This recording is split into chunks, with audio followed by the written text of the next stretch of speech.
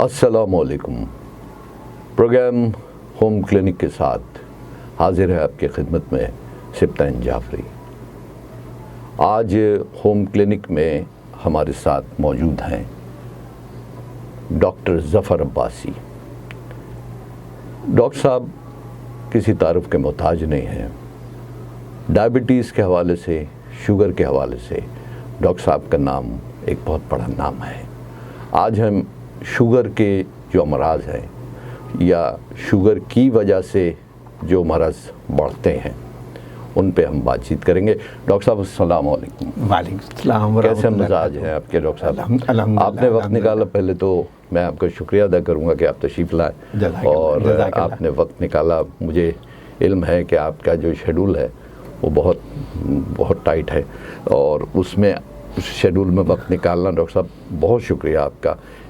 میں آپ سے پہلا سوال، شوگر کی جو ٹائپس ہیں، ٹائپ 1 ٹائپ 2، یا آپ بہتر بتائیں گے اس کے بارے میں عام سننے والوں کو، ہمارے جو ناظرین دیکھ رہے ہیں، جو سن رہے ہیں، ان کے لیے آپ کچھ فرمائیے۔ سبطین صاحب، بڑی قسموں کے حوالے سے تو ٹائپ 1 اور ٹائپ 2 ہی ہیں۔ ایک تیسری جو قسم ہے حمل کے دوران ہونے والی ذیابیطس، تو وہ تو ظاہر ہے کہ خواتین میں جب وہ حمل سے ہوتی ہیں اس وقت کی ہے کہ جسٹیشنل ڈائبٹیز ہو گئی۔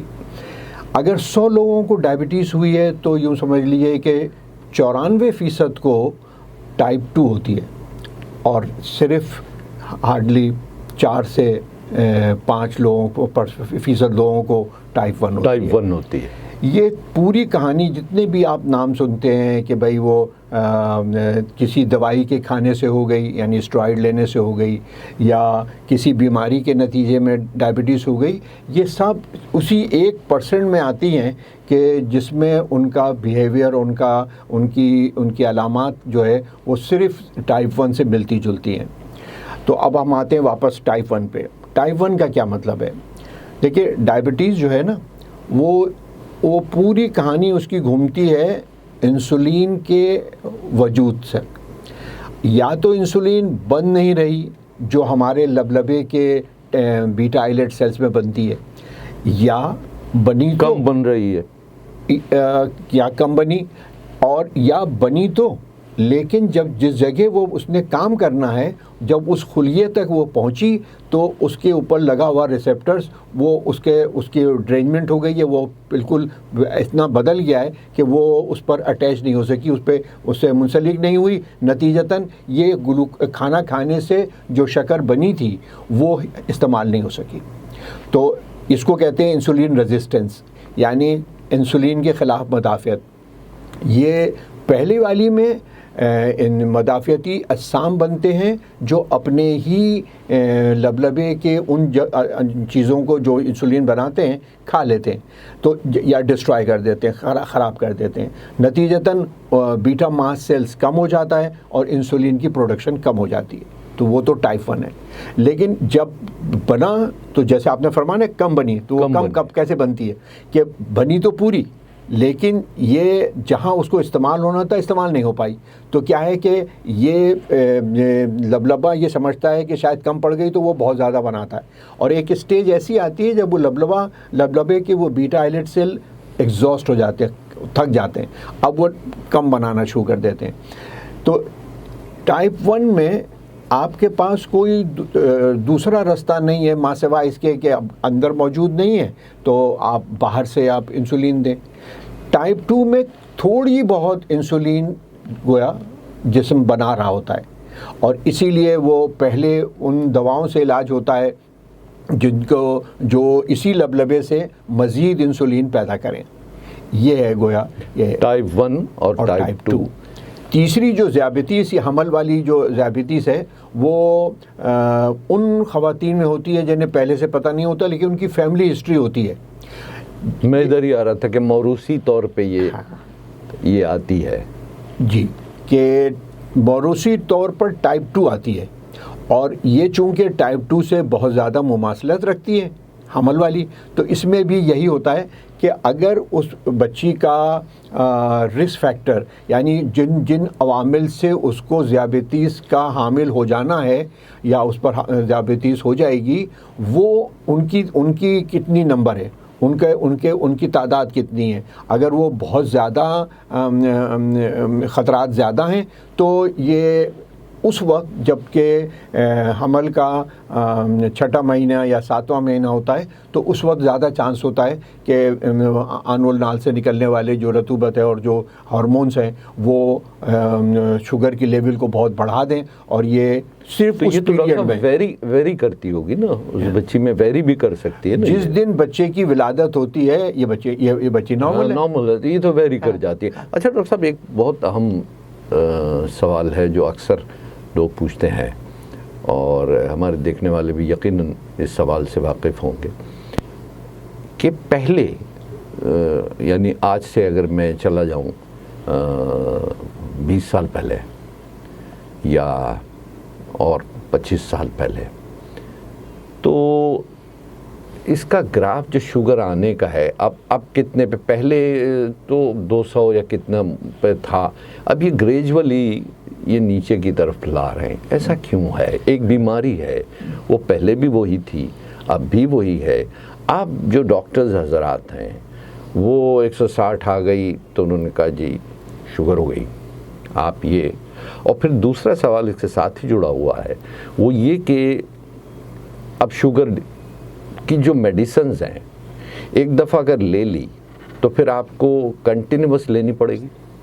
اچھا، آپ کے سوال کے پہلے حصے پر سپتن صاحب یہ اس طرح سے ہوتا ہے کہ یہ ایک جب بھی کوئی کام آپ کرتے ہیں تو اس کا ایک سائنسی بنیادوں پر ایک ثبوت ہونا چاہیے. بالکل صحیح، بالکل صحیح. یعنی آپ کوئی بھی چیز آپ نے یہ رکھا ہے یہاں پہ، آپ اس کو اٹھا کے یہاں رکھے تو کوئی وجہ ہونی چاہیے، کوئی اس کا کہ کیوں کیا آپ نے ایسا. جب کٹ آف بہت زیادہ تھا تو اس وقت پیدا ہونے والی پیچیدگیاں یا ذیابیطیس سے ہونے والی دوسری بیماریوں میں ان کی فیصد بہت کم ہوتی تھی. جیسے جیسے وقت گزرا تو تبدیلی جو آئی ہے نا وہ یہ ہے کہ انوائرمنٹل فیکٹرز جو پروموٹ کر رہے ہیں ڈائبٹیز کے ہونے کو وہ بہت بڑھ گئے. اچھا، آج کا بچہ ہم نے اپنے اسکول کے زمانے میں کرکٹ کھیلی ہے، میں خود فٹ بال کی ٹیم میں تھا، تو یہ government boys secondary school Nazabad نمبر 2 کی فٹ بال ٹیم کو ریپرزینٹ کرتا تھا، تو وہ کھیلتے بھی تھے، جاتے بھی تھے، وہ ٹورنامنٹ ہوتے تھے.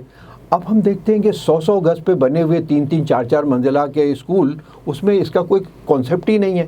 تو کیا ہے کہ ہم نے ان خطرات کو بہت بڑھا دیا کہ جس میں ذیابیطیس ہونے کے عوامل بہت بڑھ گئے.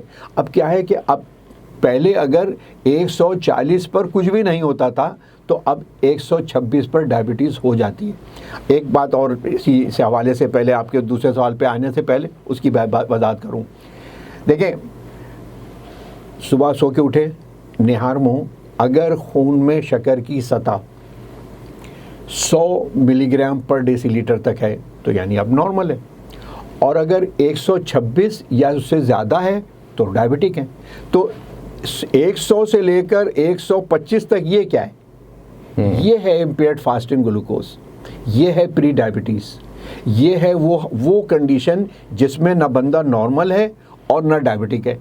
اچھا، اب ناشتہ کر لیا، ناشتے کے 2 گھنٹے بعد اگر 140 تک ہے تو نارمل ہے، 200 ہو گئی ڈائبٹک ہے. لیکن 141 سے لے کر 199 کیا ہے؟ یہ امپیئرڈ گلوکوز ٹالرنس ہے، اور امپیئرڈ فاسٹنگ گلوکوز اور امپیئرڈ گلوکوز ٹالرنس کو ملا کر پری ڈائبٹک کہتے ہیں. مسئلہ کیا ہے؟ اس کی سگنیفیکنس کیوں ہے؟ اور اب یہ آپ نے جو نئے جتنی بھی ویڈیوز دیکھی ہوں گی اس میں سارا زور پری ڈائبٹیز پر ہے. وہ اس لیے ہے کہ پہلے یہ بات معلوم نہیں تھی، اب یہ دیکھنے کو مل رہا ہے کہ جو لوگ پری ڈائبٹک ہو گئے بٹوین نارمل اینڈ ڈائبٹک، یہ لوگ اس اسکیل پہ آ گئے. ٹھیک ہے، یہ لوگ ہیں اتنے ہی ولنریبل ہوتے ہیں، یعنی ان کو ذیابیطیس کی جو سے ہونے والی پیچیدگیاں جو ذیابیطیس ہو جانے کے بعد ہونی تھی وہ اسی پیریڈ میں ہو جاتی ہے. نتیجہ یہ نکلا کہ جو قسم دوم کی جو ذیابیطیس ہے اس کی جب تشخیص ہوتی ہے اور جب آپ کنفرم کرتے ہیں کہ ہاں بھائی میں تصدیق کرتا ہوں کہ آپ کو ڈائبٹیز ہو گئی، اس وقت وہ 50% لوگ ایسے ہوتے ہیں جنہیں ذیابیطیس سے ہونے والی کوئی نہ کوئی پیچیدگی ہو چکی ہوتی ہے۔ ڈاکٹر صاحب میں آپ کو تھوڑی دیر کے لیے ایک وقفے کے لیے ہمیں جانا ہے، اور وقفے سے ہم واپس آتے ہیں۔ ڈاکٹر ظفر عباسی ڈائبٹیز پہ ہمارے ساتھ گفتگو کر رہے ہیں۔ ایک وقفہ۔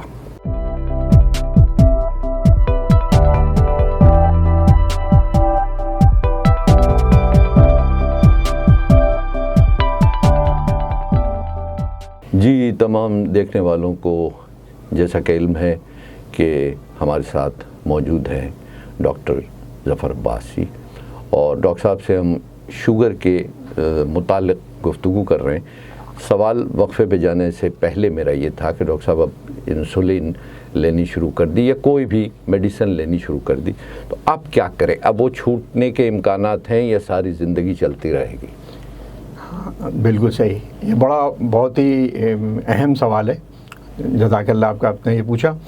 اصل میں سفتین صاحب، جو نقصان ہو جاتا ہے وہ واپس نہیں ہوتا، یعنی جو بیٹا آئلیٹ سیل جو بنا رہے تھے انسولین، جب ان کی تعداد کم ہوتی چلی گئی اور بیٹا ماسٹ سیل کم ہو گیا، تو اب یہ کم ہے، یہ ری جنریٹ نہیں ہوتا۔ اس پہ ریسرچ ہو رہی ہے، بہت کام ہو رہا ہے۔ آپ جو باقی ہیں وہ دوائیں دیتے ہیں جن سے باڈی کے دوسری جگہ والے سینسیٹیو ہو جائیں انسولین کو، جو اب یہ بیٹا آئلیٹ سیلز بنائیں گے، لیکن ایسا نہیں ہوتا کہ یہ بیٹا آئلیٹ سیلز کی تعداد بہت بڑھ جائے۔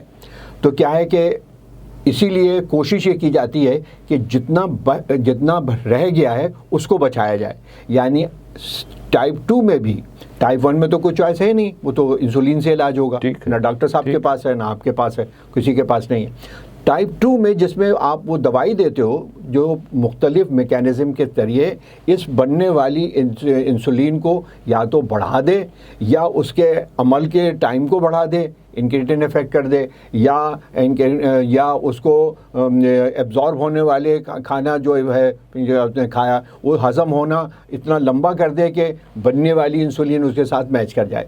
ان تینوں اعمال میں اگر آپ کسی بھی طرح سے اس کو بچانے کی کوشش، تو بچا تو سکتے ہو کہ جتنا رہ گیا وہ اتنا بیٹا ماسٹ سیل رہ جائے، باقی رہ جائے، لیکن یہ نہیں ہو سکتا کہ وہ بڑھ کر کے پورا ہو جائے۔ یہ وجہ ہے کہ ایک بار آدمی وہ بارڈر کراس کر گیا اور وہ ڈائبٹک ہو گیا، اب واپسی کا رستہ نہیں ہے۔ ڈاکٹر صاحب ہم بات کریں گے، ظاہر ہم شوگر کے حوالے سے بات کر رہے ہیں، تو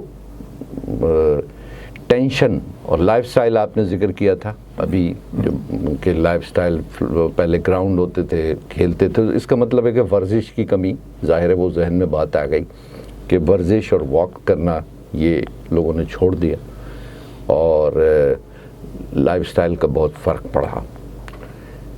لیکن ٹینشن کا عمل دخل کتنا ہے؟ اور ایک سوال اسی سے جڑا ہوا ہے کہ ڈائبٹیز کی وجہ سے کتنی بیماریاں آ جاتی ہیں اگر کیئر نہ کیا جائے؟ میں آپ کو ایک قدم اور پیچھے لے چلوں گا۔ کسی بھی ڈیزیز میں جب وہ ہونے والی ہو تو یہ معلوم کرنے کی کوشش کی جاتی ہے کہ وہ عوامل کیا ہیں جن کی وجہ سے یہ ہوئی ہے۔ ٹھیک ہے، تو ایک زمانہ تھا کہ میٹابولک سنڈروم کی اصطلاح استعمال ہوتی تھی کہ اگر اس کا سینٹرل اوبیسٹی ہو گئی، پیٹ بڑا ہو گیا، پیٹ نکل آیا اور اس کو بلڈ پریشر ہو گیا، بلند فشار خون، اور یا اس کے جسم میں تیرنے والی چربی، کولیسٹرول کی مقدار، مختلف جو شکلیں ہیں پانچوں، ٹرائیگلیسرائڈ، لو ڈینسٹی لائپوپروٹین، ان سب کی تعداد میں بہت زیادہ کمی جاتی ہو گئی۔ یہ تین جب فیکٹر ہو جاتے تھے تو آپ جو ہے وہ اس بات کا احتمال ہو جاتا تھا کہ اب آپ کو ڈائبٹیز ہو جاتی ہے۔ کسی بھی مرض کے بارے میں یہ معلوم کرنے کی ضرور کوشش کرنی چاہیے اور کی جاتی ہے کہ کن کن چیزوں سے ہوتا ہے، تو پھر آدمی اس سے بچتا ہے۔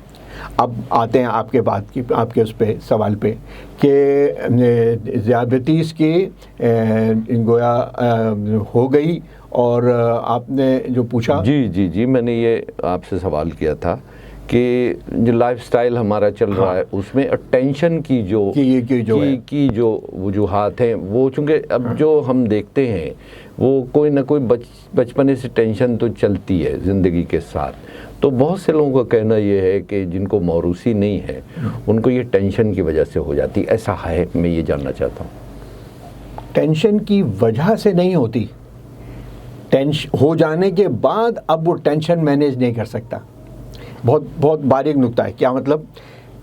بہت زیادہ ایک آدمی نارمل ہے، اس کا لبلبا پورا، اس کا بیٹا سیلز ہے، اس کا بالکل نارمل ہے، اور وہ جو کھاتا ہے اتنی اس کا لبلبا انسولین بنا دیتا ہے، وہ جناب اس کے خلیوں کے اندر چلی جاتی ہے، استعمال ہو گئی، بندے کو طاقت آئی، بولا بھائی کھانا کھایا تھا، طاقت آ گئی، بات سمجھ میں آتی ہے۔ تو زیادہ شکر کھانے سے شکر کی بیماری نہیں ہوتی، لیکن شکر کی بیماری ذیابیطیس ہو جانے کے بعد شکر نہیں کھائی جا سکتی، کیونکہ بڑی اہم بات آپ نے کی ہے، آپ نے کی زیادہ شکر کھانے سے یہ بیماری نہیں ہوتی۔ اگر نارمل ساری آپ کے آرگنز نارمل چل رہے ہیں تو آپ اگر زیادہ کھا لیں شکر یا مٹھائی یا کوئی بھی میٹھی چیز تو فرق نہیں پڑتا۔ ہاں اب خدا نہ خواستہ آپ کو شوگر ہو گئی، اب ٹینشن، اب آپ کی جو شوگر ہے وہ آپ نہیں کھا سکتے، وہ آپ کو اجازت نہیں ہے کہ اب آپ وہ کسی چیز میں انکوکڈ سالٹ یا اچھا ڈاکٹر صاحب آپ کی بات قطع ہو رہی ہے کہ بہت سے لوگ یہ کہتے ہیں کہ جی اب 40 سال کے بعد یا ایک سرٹن ایج ہے، ایک عمر ہے، اس کے بعد جو شوگر کم کر دینی چاہیے، نہیں لینی چاہیے۔ اگر کسی کو نہیں ہے شوگر تو وہ اگر لے رہا ہے تو کوئی فرق پڑتا ہے؟ آپ نے کہا کہ اس سے کوئی فرق نہیں پڑتا، کوئی فرق نہیں پڑتا اگر وہ اس کے روزمرہ کے معمول میں واک شامل ہے، اگر وہ اس کی فزیکل ایکٹیویٹی اتنی ہے کہ وہ کم از کم 30 منٹ روزانہ وہ واک کر رہا ہے یا 10,000 قدم تک روزانہ چلتا ہے، تو اس کو کوئی فرق نہیں پڑتا۔ بیٹا ماسٹ سیلز وقت کے ساتھ ساتھ کم ہوتے ہیں، چاہے ابھی کچھ بھی نہیں ہوا، کیونکہ جب بیٹا ماسٹ سیلز بالکل آدھے ہو جاتے ہیں جبھی تو پتہ چلتا ہے کہ یہ اب ہضم نہیں کر پا رہا۔ یہ جو بیٹا ماسٹ سیلز جن کی آپ نے بار بار بات کی، عام دیکھنے والوں کے لیے آپ اس کو تھوڑا سا واضح کیجئے، یہ کیا چیز ہے؟ ہمارا پینکریاز یعنی لبلبے میں ایک گروپ آف سیلز ہوتے ہیں جو فاصلے سے ہوتے ہیں، اسی لیے انہیں آئلیٹس آف لینگرہینز کہتے ہیں، وہ ہیں جو انسولین بناتے ہیں۔ یعنی اب انسولین بنانے والی شے کا نام ہے بیٹا آئلیٹ سیلز۔ یہ اب بالکل بات ڈاکٹر صاحب اب آ جاتے ہیں ایک دوسری طرف کہ بعض لوگوں کا یہ بھی کہنا ہے کہ اگر شکر کی جگہ گڑ لیا جائے تو وہ فائدہ مند ہے اور اس سے کوئی فرق نہیں پڑتا۔ ابھی آپ نے واضح کیا کہ جس کو شوگر نہیں ہے وہ شوگر بھی لیتا رہے تو کوئی فرق نہیں پڑتا، بالکل۔ لیکن اگر کسی کو شوگر ہے وہ گڑ لے لے یا ایک عام آدمی گڑ لے لے، اس سے کوئی فرق پڑتا ہے؟ گڑ میں اور شکر کو اگر ہم بائیفرکیٹ کریں، ان کو میں فرق ڈالیں تو کیسے آپ بتائیں گے؟ اگر آپ نے شکر کو بنتے ہوئے دیکھا ہے نا، تو آپ کی ہمت ہی نہیں پڑے گی شکر کھانے کی۔ اچھا، جس کاسٹک سوڈا اس میں جو ڈالا جاتا ہے اور جس طرح سے اس کو سفید کرنے کے لیے اس میں بلیچنگ اور کیمیکلز ہوتے ہیں، اگر آپ اس پروسیس کو ہوتے ہوئے دیکھ لیں نا تو آپ شکر چھو نہیں پائیں گے۔ آپ کی ہمت نہیں ہوگی کہ یہ اس سفید زہر کو کیسے میں اپنے جسم کے اندر داخل کروں۔ White poison.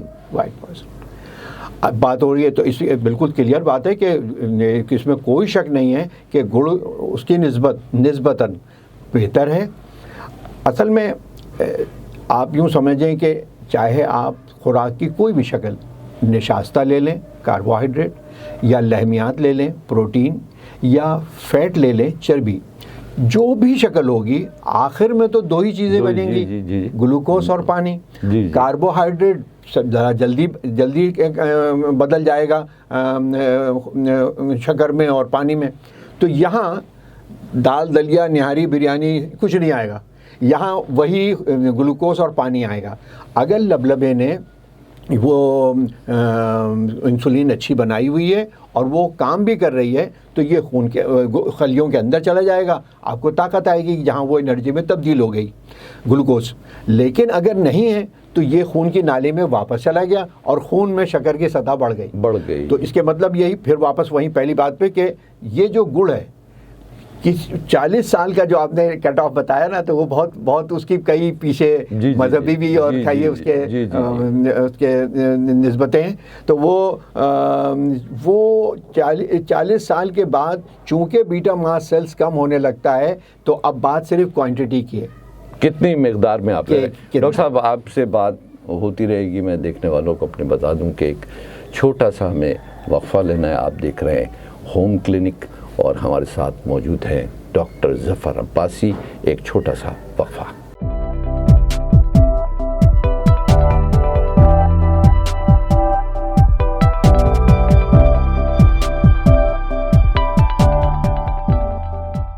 جی ویلکم بیک.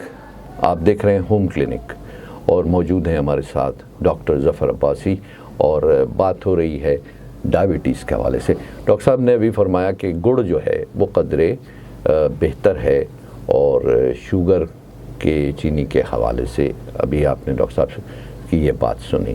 ڈاکٹر صاحب اگر کم مقدار میں لیا اگر مقدار کم ہو, ٹھیک ہے نا ڈاکٹر صاحب, اس میں ایک بات یہ بھی ہے کہ مطلب ہم جو کھجور استعمال کرتے ہیں بہت سے لوگوں کا خیال ہے کہ اس سے کوئی فرق نہیں پڑتا. ڈائبٹک پیشنٹ پہ اس سے فرق پڑتا ہے چونکہ رمضان میں کھجور کا استعمال اکثر زیادہ ہوتا ہے, تو فرق پڑتا ہے اس سے. کھجور کا استعمال چینی بڑھتی ہے اگر اسی الاؤنس میں ہو جو بندے کی اس کی روزمرہ کی ضرورت حرارے کے حساب سے ہے تو بالکل صحیح ہے. آپ بیک وقت جیسے بہت زیادہ اجوا کھجور ہے تو آپ اجوا کھجور 5 کھجور لے سکتے ہیں آپ ایک وقت میں, لیکن اس کا یہ مطلب نہیں ہے کہ پھر وہ باقی چیزوں میں بھی شکر کی مقدار بہت زیادہ ہو. یہ نہیں ہو سکتا. یعنی آپ کو اگر ادھر لے رہے ہیں تو ادھر مائنس کرنا پڑے گا, دوسری جگہ مائنس کریں. میں سمجھ گیا. ڈاکٹر صاحب ایک بڑا انٹرسٹنگ سا بڑا دلچسپ سوال ہے, کیونکہ جو شوگر پیشنٹ ہیں, ڈائبٹیز ہیں, دنیا میں بہت بڑی تعداد ہے. ان کے لیے مٹھائیاں بن گئی ہیں, ان کے لیے کیک بن گئے ہیں, چائے کے عموماً لوگ شوقین ہوتے ہیں تو چائے میں ڈالنے کے لیے وہ گولیاں بھی بن گئی ہیں. تو یہ واقعی کیا شوگر ڈائبٹک پیشنٹ یہ ایسی مٹھائی ایسی چیزیں کھا سکتا ہے؟ ایسے پھل البتہ نہیں بنا پائے میرا خیال ہے ابھی تک یہ, لیکن باقی انہوں نے تمام چیزیں بنا لی ہیں. اس طرح کر لیا ہے. جیسے میں نے پہلے عرض کیا تھا کہ صرف ایک شوگر جو ہے نا یہ تو اینڈ پروڈکٹ ہے اس میٹابولزم کا جو کھانا کھانے کے بعد ہوا. اصل تو بات یہ ہے کہ خون میں تیرنے والی چربی یعنی جس کی وجہ سے وہ اس کا پیٹ بڑا ہو گیا تھا, تو وہ دوسرے بھی جو فیکٹرز ہیں وہ بھی جو کنٹریبیوٹ کر رہے ہیں اس بندے کو ذیابیطیز کے حامل ہونے میں, اگر وہ موجود ہیں تو بات تو پھر وہیں کی وہیں آ گئی. تو بات صرف شکر کی نہیں ہے. آرٹیفیشل سویٹنر 0 کیلوری ہونے کی وجہ سے بہتر ہیں اور ایک تقریباً سب کا ایک ہی حال ہے. لیکن جس طرح سے آپ دیکھتے ہیں کہ کچھ عرصے پہ ایک ہمیں اطلاع ملتی ہے, کچھ ریسرچ پیپر موجود ہوتے ہیں کہ اس سے فیٹ ڈسٹریبیوشن بدل گیا یا وہ اس پر بھی انحصار شروع ہو گیا اور لوگوں نے اس کا زیادہ استعمال شروع کر دیا. تو اگر ذیابیطیز کی کوئی خاص مخصوص غذا نہیں ہے تو ایک لفظ تو ہمیشہ رہے گا نا, وہ کیا ہے کہ مقدار میں کمی. سارا زور پورشن کنٹرول کا ہے, سارا زور یعنی حسب ضرورت مقدار کے حساب سے. ہاں مقدار کی ضرورت ہے, یہ بڑی. اچھا فروٹس سے کوئی فرق پڑتا ہے؟ اس پہ بھی یہی فارمولا اپلائی ہوگا کہ ایک درمیانے سائز کا ایک پھل کچھ بھی لے سکتے ہیں, کوئی بھی لے سکتے ہیں. اب غلطی سے ایک وہ آم کا ذکر آیا اور کہہ دیا ہاں بھائی آم لے سکتے ہیں, تو دوسری او پی ڈی میں پتہ چلا کہ وہ ان کی اہلیہ فرما رہی ہیں کہ ڈاکٹر صاحب آئندہ خدا کے آگے ہاتھ جوڑتے ہیں, آئندہ آم کا ذکر نہیں کیجیے گا. کیا ہوا؟ کہا 7 آم کھا چکے. ارے تو ہم نے تو ایک آم کی ایک پھانک کی بات کی تھی اور بات وہیں تک رہے گی. کیوں؟ کیونکہ باقی بھی تو کھانا ہے.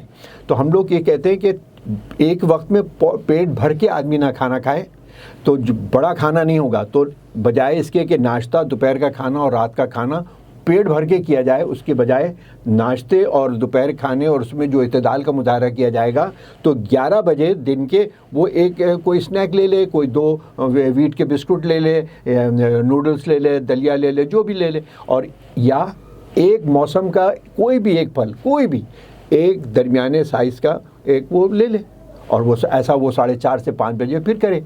لیکن یہی والی بات ہے کہ جب آپ اجازت دیتے ہیں نا تو پھر نہ زیادہ کھانا شروع کر. تو یہ جو میٹھی چیزیں بنی ڈائبٹیز والوں کے لیے, کیک اور مٹھائیاں اور یہ وہ, کوئی بھی تقریب ہوئی, اگر کوئی شوگر پیشنٹ ہے تو اس کے یہاں وہ والی مٹھائی لے گا اور کہتے ہیں کھائیے یہ ڈائبٹیز والوں کے لیے, آپ تو زیادہ کھائیے.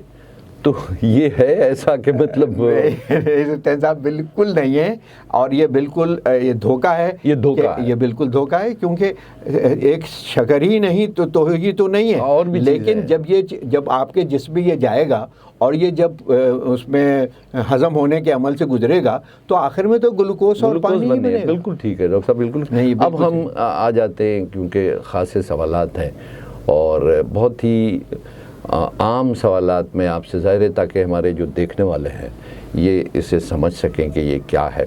اس کے جو بچاؤ ہے اور اس کی علامات تو آپ نے اس کا تھوڑا سا ذکر کیجئے, اور اس کے بچاؤ کے لیے ہم کیا کریں. اس کی 2 صورتیں, ایک وہ جن کو کہ موروثی ہے وہ کیا کریں, اور جن کو موروثی نہیں ہے وہ کیا کریں, یہ فرمائیں. جن کو موروثی ہے وہ تو ٹائپ 2 ہے. تو ٹائپ 2 والے میں جو کنٹریبیوٹنگ فیکٹر ہے, ایک تو اس کا عمر کا بڑھنا, دوسرا خاندان میں کسی کا ہونا یعنی وہی موروثی کا. اب تیسرا جو فیکٹر ہے پیٹ کا بڑھنا, تو پہلے دونوں میں تو آپ کچھ نہیں کر سکتے, نہ عمر روک سکتے ہیں اور نہ ابا کو بدل سکتے ہیں, نہ اماں بدل سکتے ہیں. جو ہے بہن بھائی ڈائبٹک تو ہے, تو خاندان میں موجود ہے. اب آپ کیا کر سکتے ہیں کہ صرف پیٹ کے بڑھنے کو روک سکتے ہیں. تو اس کے لیے اتنی اچھی فزیکل ایکٹیویٹی ہونی چاہیے, اس کا چلنا پھرنا اتنا اچھا ہونا چاہیے کہ وہ کنٹرول میں رہے. یہ موڈیفائبل ہے اور یہی آپ کے کنٹرول میں. اب اس کے آپ کے سوال پہ واپس کہ یہ جب یہ پتہ ہو کہ آپ کو یہ بچنے کے لیے موروثی والے کو خاص طور سے فزیکل ایکٹیویٹی بہت اچھی رکھنی ہے. 30 منٹ واک تو مینڈیٹری ہے, اس کو بالکل لازماً اس کو ایک دن میں 30 منٹ چلنا ہی چلنا ہے. شوگر ہو یا نہ ہو, دونوں صورتوں یہ بالکل طے ہے کہ یہ واک تو کرنی ہے, اور پیٹ بالکل جو نکل آتا ہے. تو اس میں مردوں میں 90 سینٹی میٹر یا 35.5 انچ اور عورتوں میں 31.5 انچ یا 80 سینٹی میٹر, یہ کٹ آف ہے پاکستانیوں کے لیے. یہ بہت ہی یہ بھی بہت غور سے سنیے گا کہ دیکھیں کیسی عجیب بات ہے. وہاں پر لوگ ان کی جینیٹک پری ڈسپوزیشن ایسی ہے یورپ میں اور امریکہ میں کہ ان کا کٹ آف بہت بڑا ہے. وہ ان کو بہت دیر کے بعد اوبیسٹی کے اس میں آتے ہیں یا ان کو خطرہ ہوتا ہے ذیابیطس ہونے کا. ہمارے ہاں بہت ہی دبلا پتلا آدمی اس کو ہو جاتی ہے, اور اس کے پیچھے جو مسئلہ ہے وہ یہی ہے کہ ہماری جو FT40 جو ہے جین وہ ہمیں ولنریبل بنا دیتی ہے کہ بہت ہی دبلا آدمی بہت جلدی اس میں. اب یہ FT40 ایک عام ہمارا جو دیکھنے والا جینس کا ایک نمبر جو ایک آئیڈینٹیفائی ہوئی کہ اس میں جس آدمی میں جس ریس میں وہ ملا وہ جین جب آئسولیٹ ہوئی اور اس کو دیکھا گیا تو دیکھا گیا کہ جن میں FT40 تھی وہ بہت جلدی انہوں نے ڈائبٹیز ڈیولپ کی. تو موٹاپا بھی آپ نے بتایا کہ پیٹ نہیں ہونا چاہیے, توند نہیں ہونی چاہیے. موٹاپا بھی کاز کرتا ہے, کولیسٹرول کاز کرتا ہے, یہ ساری چیزیں کاز کرتی ہیں. تو بچنے کے لیے چاہیے یہ کہ ورزش کریں. اعتدال کے ساتھ کھانا کھائے، غذا ایک ہی اعتدال وقت میں سے پیٹ بھر کر نہیں کھائے، ایک ہی وقت میں پیٹ بھر کر نہیں کھائے، وہی جو ہے کہ کھانے کے لیے ایک لقمہ خالی رکھنے بالکل جو خالی رہے. بالکل. بہت بہت شکریہ ڈاکٹر صاحب آپ کا، آپ نے وقت نکالا. آج ہمارے ساتھ ہوم کلینک میں موجود تھے ڈاکٹر ظفر عباسی، ڈائبٹیز اسپیشلسٹ. میں اپنی جانب سے ڈاکٹر صاحب اور اپنے تمام دیکھنے والوں کی جانب سے آپ کا شکریہ ادا کرتا ہوں کہ آپ تشریف لائے. پروگرام ہوم کلینک سے اب سبطین جعفری آپ سے اجازت چاہتا ہے. اجازت دیجیے. اللہ حافظ.